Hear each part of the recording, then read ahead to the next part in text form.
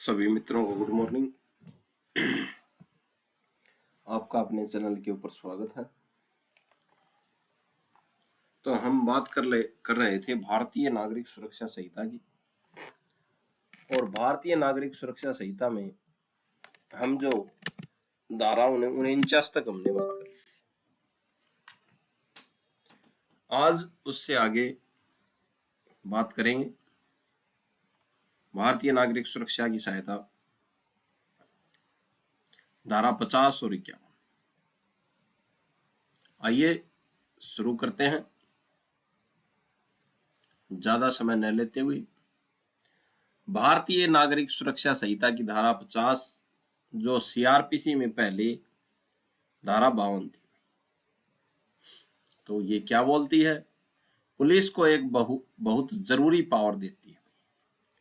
तो धारा 50 भारतीय नागरिक सुरक्षा संहिता जो पुलिस को क्या देती है? जरूरी पावर देती है ताकि गिरफ्तारी के वक्त कोई अनहोनी न हो जाए। ठीक है, तो ये धारा भी गिरफ्तारी से संबंधित है। बात है खतरनाक हथियारों को जब्त करना। ठीक है, जब पुलिस या कोई भी व्यक्ति किसी अपराधी को गिरफ्तार करता है, यानी कि कोई भी पुलिस या कोई भी व्यक्ति जब अपराधी को गिरफ्तार करता है तो उसके पास जो भी आक्रामक आयुध, ठीक है, जैसे बंदूक, कट्टा, चाकू, तलवार या लाठी होते हैं, पुलिस उन्हें तुरंत अपने कब्जे में ले सकती है। ठीक है, तो गिरफ्तारी अगर जिस व्यक्ति की पुलिस कर रही है उसके पास आक्रामक आयुध हैं, जैसे बंदूक, कट्टा, चाकू, तलवार या लाठी, तो पुलिस उन्हें तुरंत अपने कब्जे में ले सकती है। ठीक है, पुलिस या कोई और व्यक्ति जो उसको गिरफ्तार कर रहा है, गिरफ्तार करता वो अपने तुरंत कब्जे में ले सकते हैं। अब कब्जे में क्यों लेंगे? इसका भी तो कोई होगा, इसका भी तो कोई मकसद होगा। कब्जे में क्यों लेंगे भैया हथियार, आयुध हथियार? ताकि अपराधी पुलिस पर हमला न कर दे या खुद को चोट न पहुंचा ले। ठीक है, ये बोलती है धारा 50 भारतीय नागरिक सुरक्षा संहिता। ठीक है, अगर अपराधी के पास कोई आक्रामक आयुध है तो पुलिस उसे तुरंत कब्जे में लेगी ताकि वो पुलिस पर हमला न कर दे या अपने खुद को चोट न पहुंचा दे। ठीक है, हथियारों का क्या होता है भाई? ठीक है भाई, बात तो ये भी जायज है कि हथियारों का क्या होता है। फिर पुलिस जो भी हथियार जब्त करेगी उसे संभाल कर रखेगी और फिर उस अदालत या बड़े अधिकारी के सामने पेश करेगी भाई, जहां उस मुजरिम को ले जाया जा रहा है। ठीक है, तो पुलिस उसको सीज करेगी और फिर जो अदालत या बड़े अधिकारी के सामने उसको पेश करेगी कि हमसे इसके पास से ये मिला। ये धारा 50 में लिखा हुआ भाई भारतीय नागरिक सुरक्षा संहिता की। एक केस था जो केस था, इस केस में क्या बात थी? तो जो केस था ये परमेश्वर सिंह बनाम राज्य का केस था भाई। परमेश्वर सिंह बनाम राज्य का केस था। तो इसमें क्या हुआ था? तो ये जो केस था उसमें दो बहुत जरूरी बातें कोर्ट ने साफ की थी भाई। तो परमेश्वरम इस केस में कोर्ट ने दो बहुत बड़ी बातें साफ की थी। कौन कौन सी बातें थी? एक तो सील करने में देरी भाई।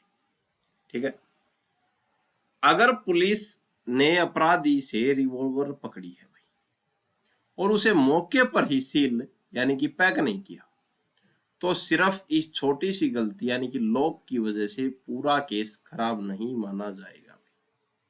ठीक है भाई, ये भी बात कही थी इसमें।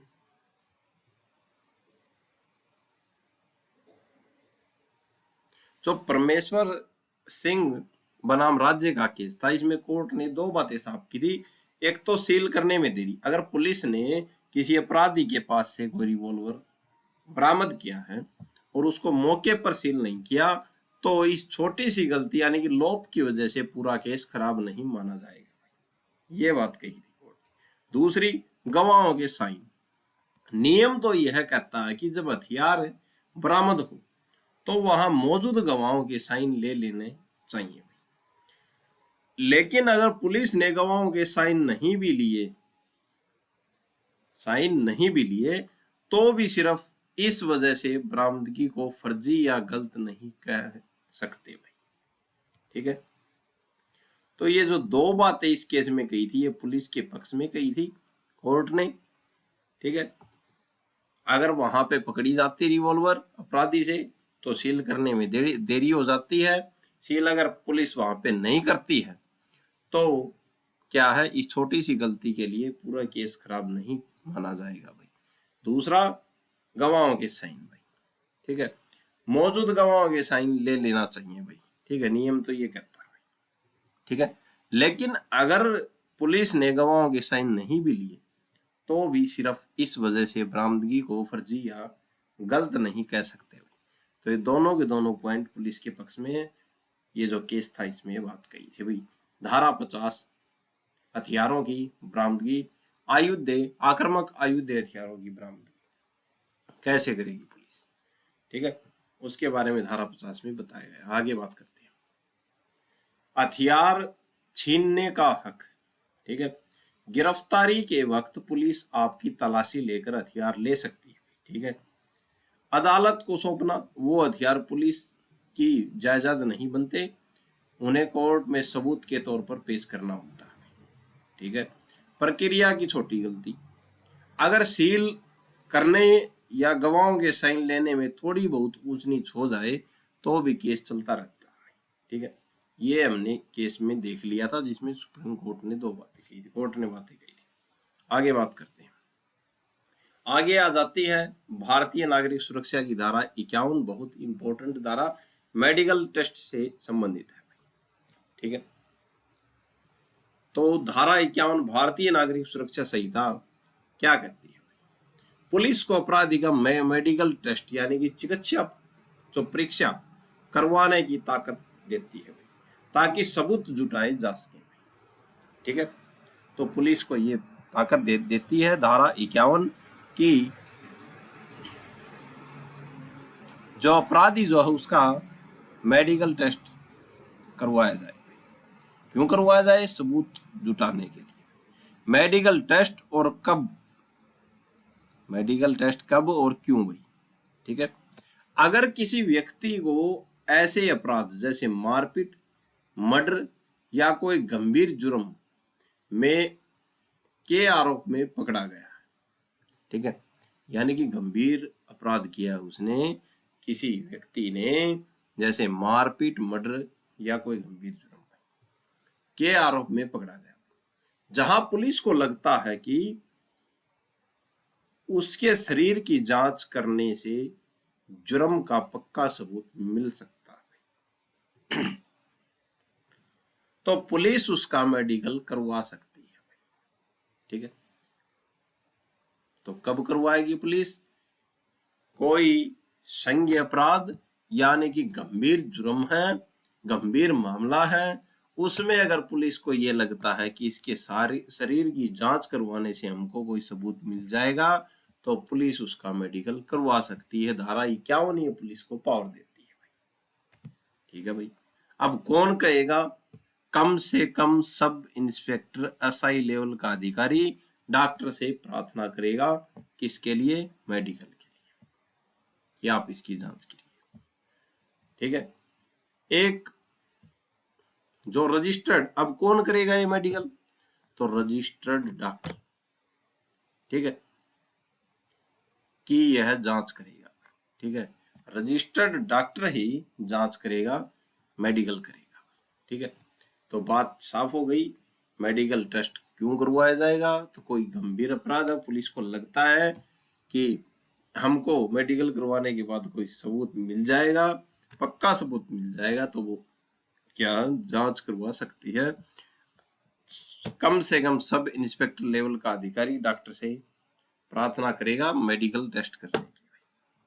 ठीक है, कौन करेगा? तो एक रजिस्टर्ड डॉक्टर ही जांच कर सकता है भाई। एक रजिस्टर्ड डॉक्टर ही क्या करेगा? मेडिकल करेगा। ठीक है, परीक्षा यानी कि मेडिकल टेस्ट में क्या क्या आता है, सोचने की बात है। बहुत इंपॉर्टेंट तथ्य है। भारतीय नागरिक सुरक्षा संहिता की धारा 51 ये सभी बातें आपको बता रही है। ठीक है, कि मेडिकल टेस्ट में क्या क्या आता है। आजकल जो तकनीक जो है वो एडवांस हो गई है, इसलिए इस धारा में साफ लिखा है कि डॉक्टर ये सब चेक कर सकता है। क्या क्या चेक कर सकता है डॉक्टर? खून और खून के धब्बे भाई।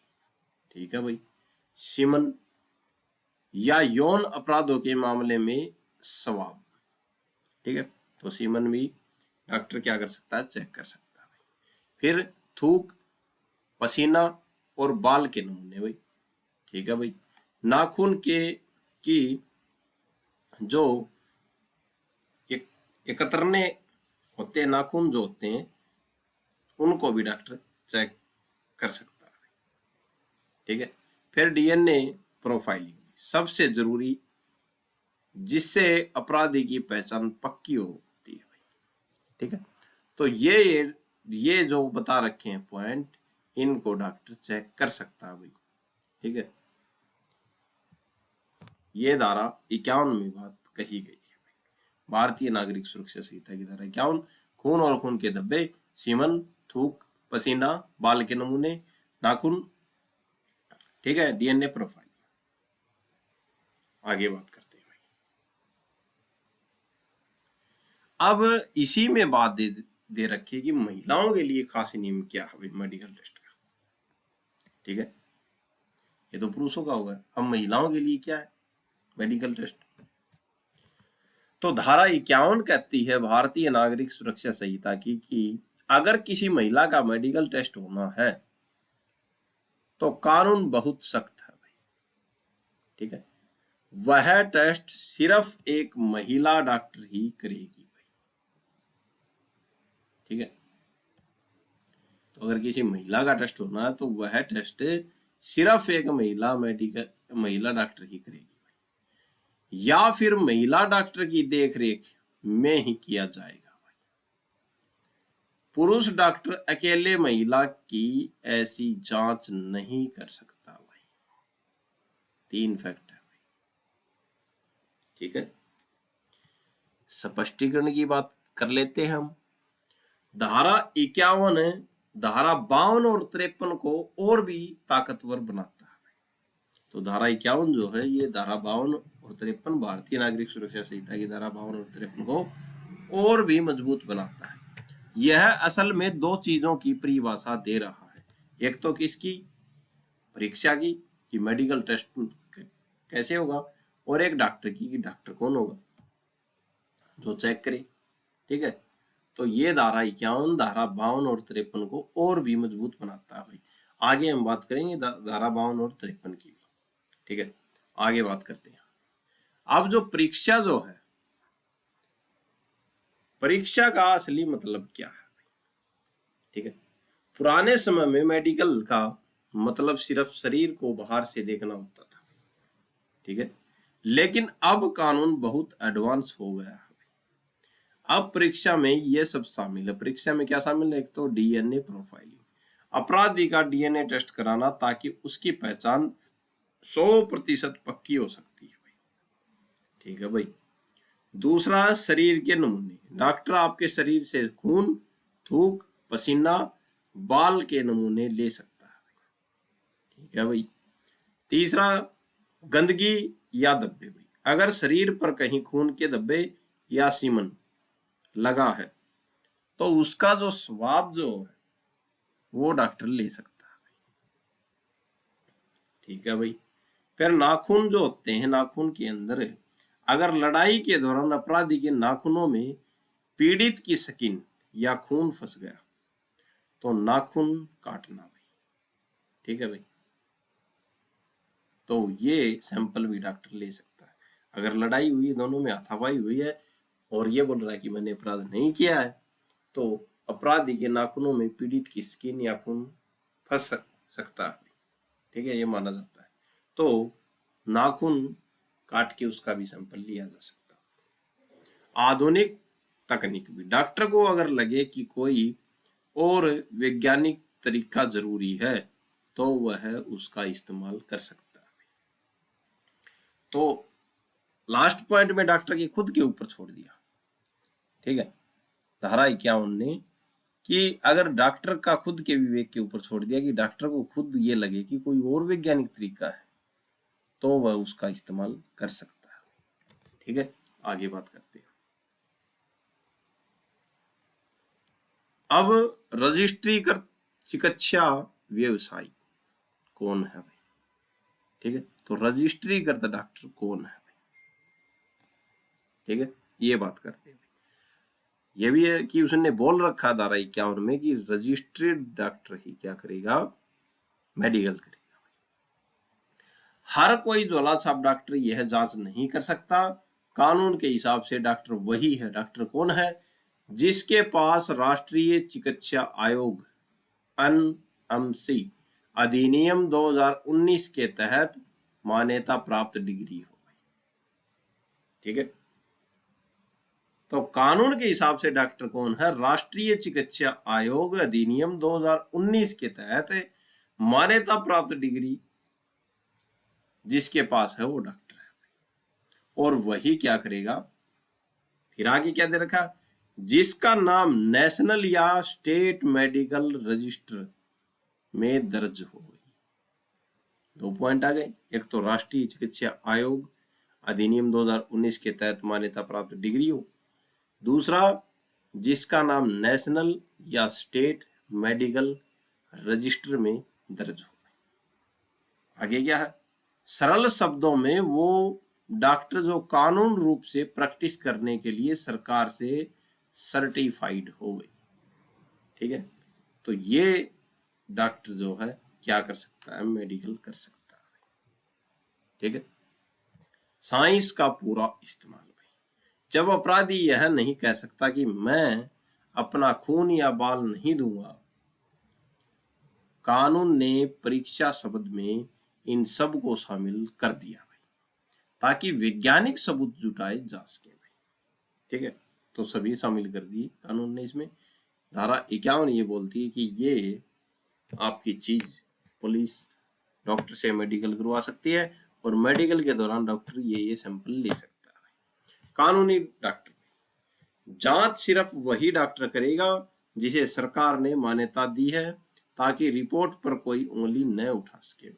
ठीक है, और सरकार ने मान्यता, ये जो पॉइंट जो है पॉइंट नंबर 2 में ये 3 पॉइंट जो है, ठीक है, इनमें ये जो बात बोल रखी है राष्ट्रीय चिकित्सा आयोग अधिनियम 2019 के तहत मान्यता प्राप्त हो डिग्री, और नेशनल या स्टेट मेडिकल में क्या हो?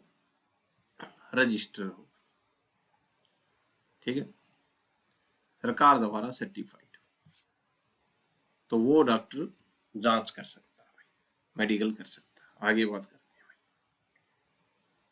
एक केस था अनिल लोखंडे बनाम महाराष्ट्र राज्य। अनिल लोखंडे बनाम महाराष्ट्र राज्य वाले मशहूर केस था भाई ये, और भारतीय नागरिक सुरक्षा संहिता की धारा 51 की गहराई को समझाती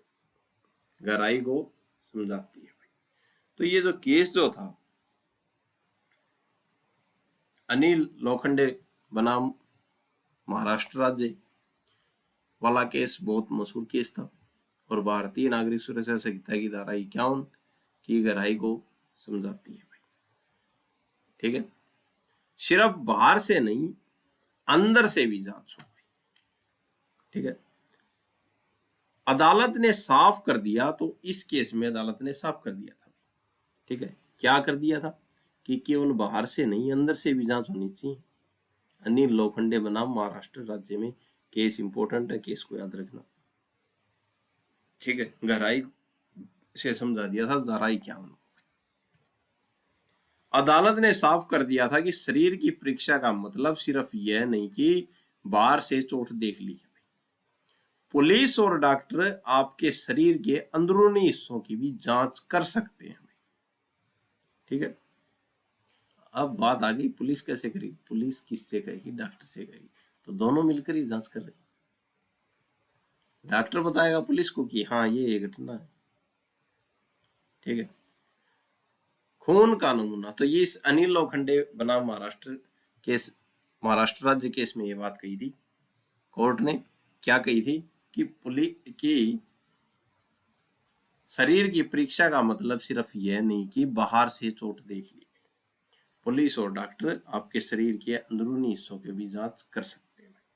ठीक है, खून का नमूना भाई, डॉक्टर आपका खून निकाल सकता है यह चेक करने के लिए कि आपने नशा किया है या नहीं, या आपका डीएनए घटनास्थल पर मिले खून से मैच करता है या नहीं।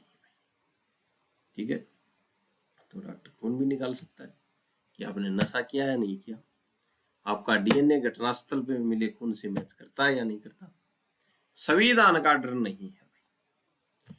कई लोग कहते हैं कि जबरदस्ती खून लेना मेरे अधिकारों के खिलाफ है। आर्टिकल 20 में बताते हैं।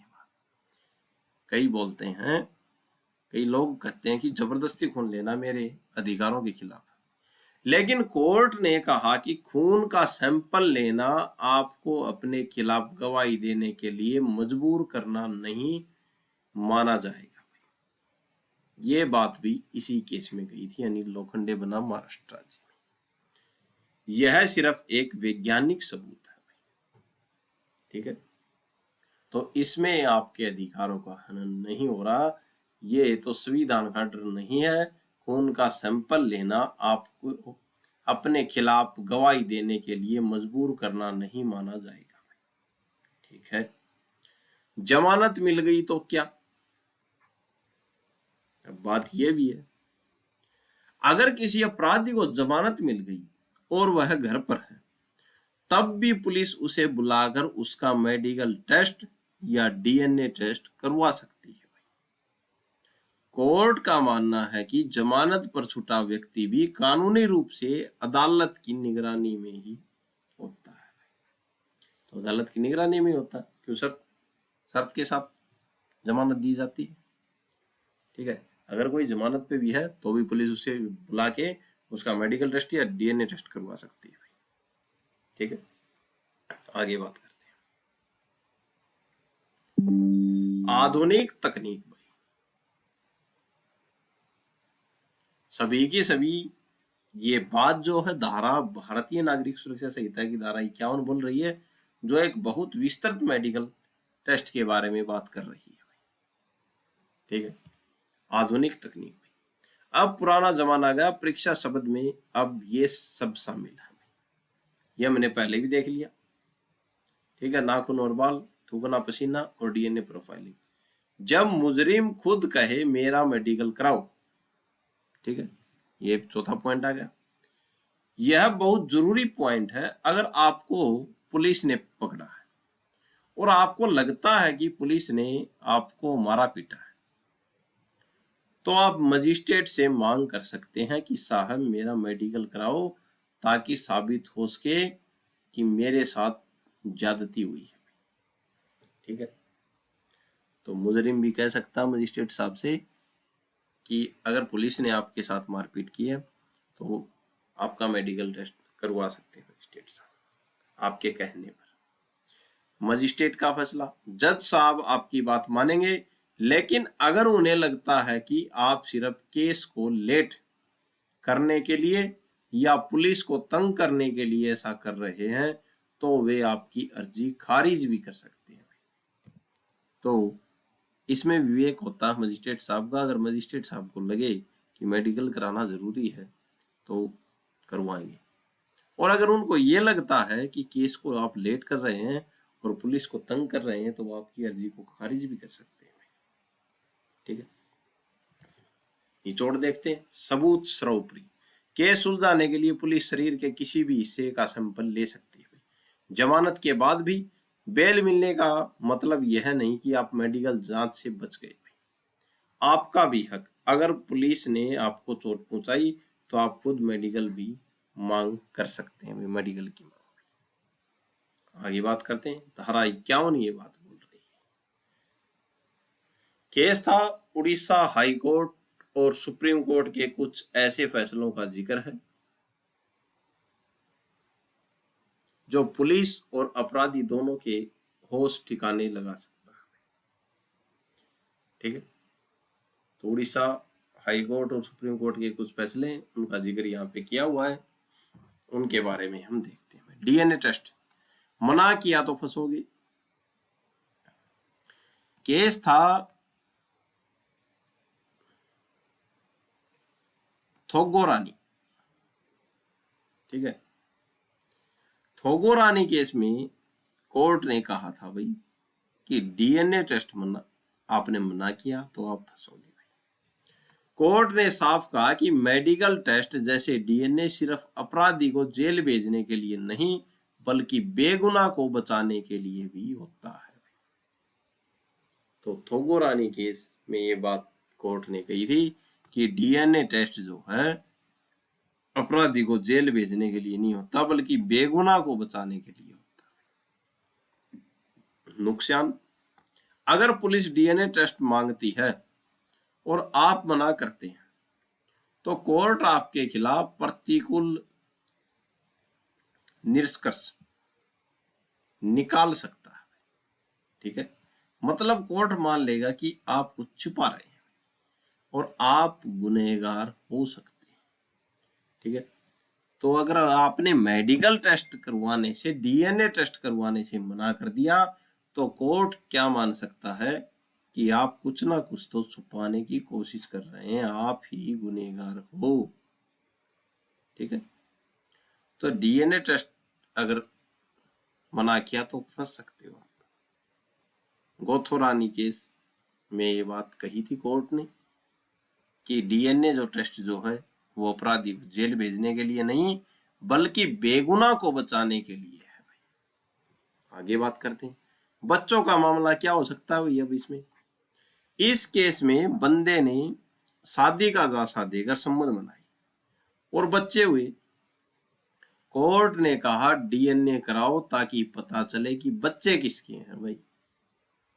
ठीक है, तो ये जो केस जो था थोगोरानी केस, इसमें एक बंदे ने शादी का झांसा देके शादी संबंध बनाए और बच्चे हुए।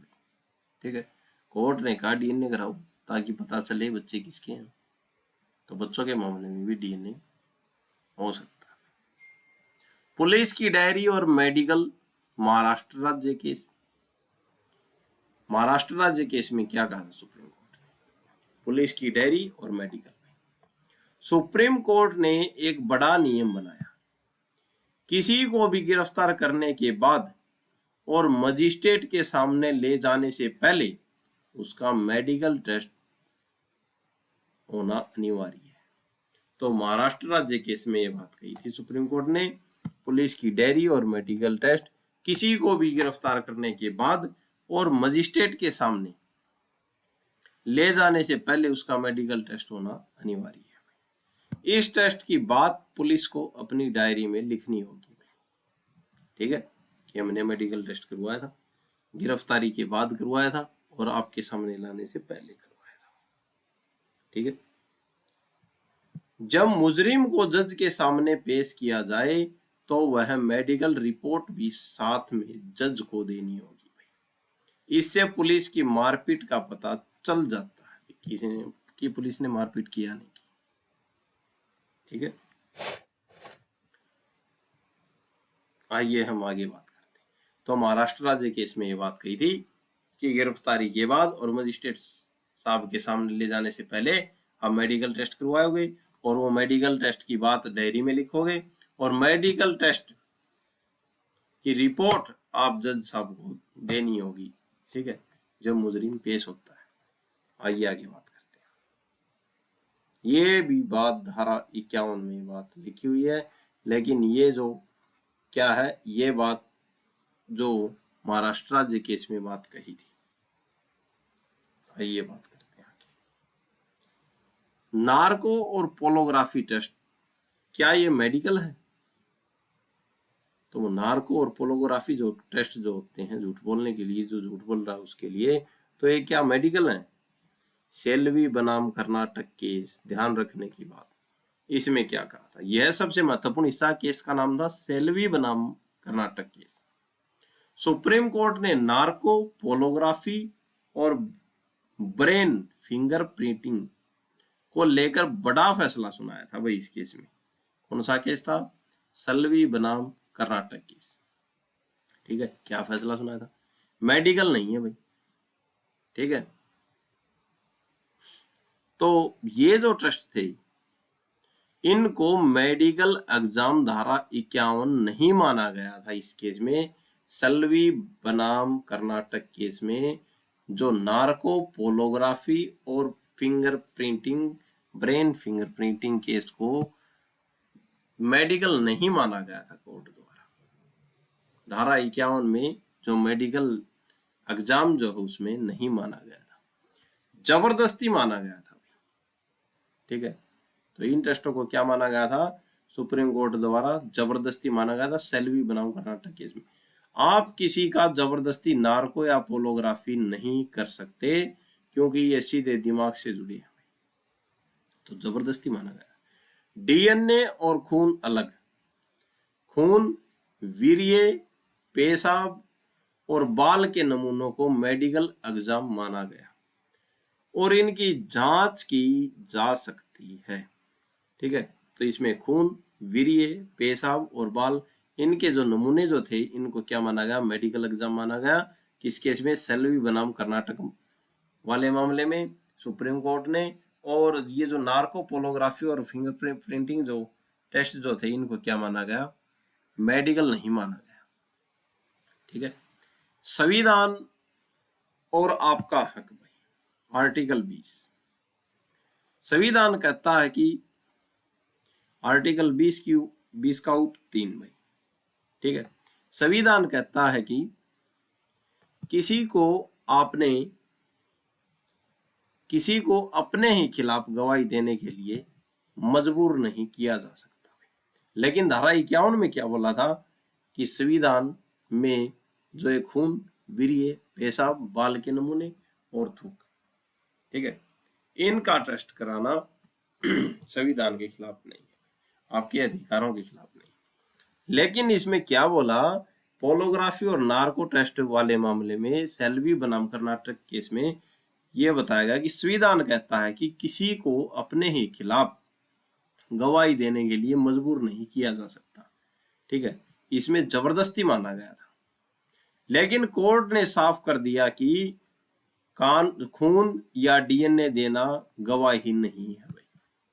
ठीक है, यह सिर्फ शरीर की एक जांच है, तो डीएनए और खून देना ये गवाही नहीं है। और ये जो पोलोग्राफी और नार्को और ब्रेन फिंगरप्रिंटिंग जो है ये जबरदस्ती माने गए हैं। ठीक है, और इसलिए बोला था कि किसी को भी अपने ही खिलाफ गवाही देने के लिए आप मजबूर नहीं कर सकते, ये सुप्रीम कोर्ट द्वारा कहा गया था। क्योंकि इसमें डोज दे के आपसे सवाल पूछे जाएंगे और वो सवाल आपकी जबान से ही निकलेंगे, इसलिए जबरदस्ती आपको ही अपने खिलाफ मजबूर नहीं किया जाता। ये बात कही थी सुप्रीम कोर्ट ने। इसलिए डीएनए टेस्ट के लिए सैंपल लेना आपके संवैधानिक अधिकारों का उल्लंघन नहीं है।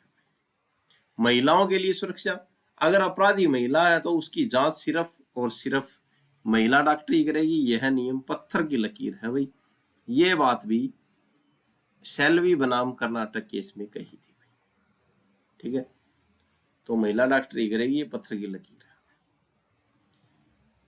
निचोड़ देख लेते हैं। डीएनए टेस्ट सबसे पक्का सबूत, इससे आप बच नहीं सकते और फंस भी सकते हैं। मना करना भारी पड़ सकता है भाई आपको। पुलिस की जिम्मेदारी, हर गिरफ्तारी के बाद मेडिकल रिपोर्ट जज को देना जरूरी है। दिमाग की जांच अलग भाई। नार्को और पोलोग्राफी को मेडिकल की श्रेणी में नहीं रखा गया, लेकिन डीएनए को रखा गया, क्योंकि ये जो टेस्ट जो है सीधा दिमाग से संबंधित है भाई। और दिमाग से संबंधित है तो अपने आप को अपने ही खिलाफ गवाही देने के लिए मजबूर नहीं किया जाता। ये हमारे मौलिक अधिकारों के अधिकारों का क्या करता है, हनन करता है। तो आज जो है धारा 51 के बारे में हमने देखा, जो बहुत इंपॉर्टेंट धारा है, मेडिकल टेस्ट के बारे में बताती है। ठीक है, तो आज के लिए इतना ही। आशा है आपको सब समझ में आया होगा, अच्छा लगा होगा। वो चैनल को ज़्यादा से ज़्यादा शेयर करें, अपने भाई बंधुओं तक भेजें। आज के लिए इतना ही। धन्यवाद।